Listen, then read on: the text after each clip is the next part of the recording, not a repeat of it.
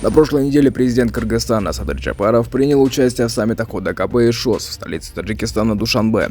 В ходе встречи главы государств обсудили ряд проблем, их решения, а также перспективы сотрудничества. Кроме того, были рассмотрены ключевые направления, которые напрямую связаны с Кыргызстаном. Самым ярким заявлением стало обращение внимания главы государства о сохраняющейся напряженности на границе Кыргызстана и Таджикистана.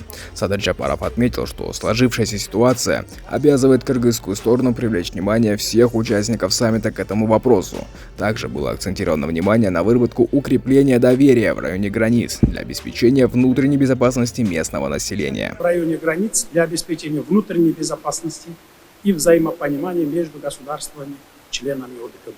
Выработка механизмов оперативного реагирования и принятия решений в рамках организации в случае вооруженной агрессии одного государства-члена в отношении другого государства-члена ОДКБ. Со своей стороны, Кыргызстан намерен и далее продолжать стратегический диалог с партнерами по организации по всем вопросам, представляющим взаимный интерес, в целях обеспечения эффективности и результативности их деятельности. Однако данное заявление вызвало критику со стороны отдельных депутатов Госдумы. Так, один из нардепов посчитал заявление Кыргызстана как бессилие в разрешении напряженности между соседними государствами. Впрочем, это лишь один взгляд на ситуацию, второй может говорить о другом.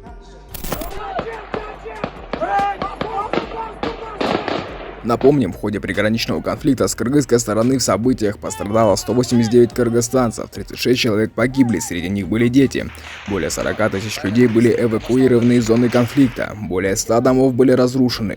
Также были повреждены или частично разрушены школы, фельдшерско-акушерский пункт, детский сад, пункт милиции, КПП, 10 заправок и 8 магазинов. Согласно указу президента, все разрушенные объекты необходимо было восстановить или отстроить заново.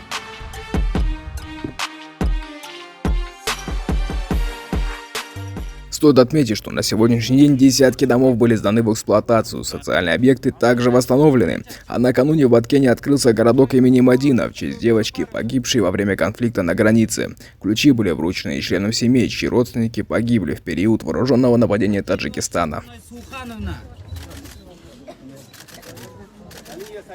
Напомним, также семьям погибших была выделена компенсация в размере 1 миллиона сомов. Об этом 6 мая говорил президент во время нахождения в селе Максат. Гражданам, получившим серьезные ранения, также предусмотрена компенсация в размере до 100 тысяч сомов. Деньги деньгами, но они не вернут погибших людей и не исцелят раненые души. Собственно, эту мысль для глав государств и хотел донести Садыр Джапаров на саммите ОДКБ.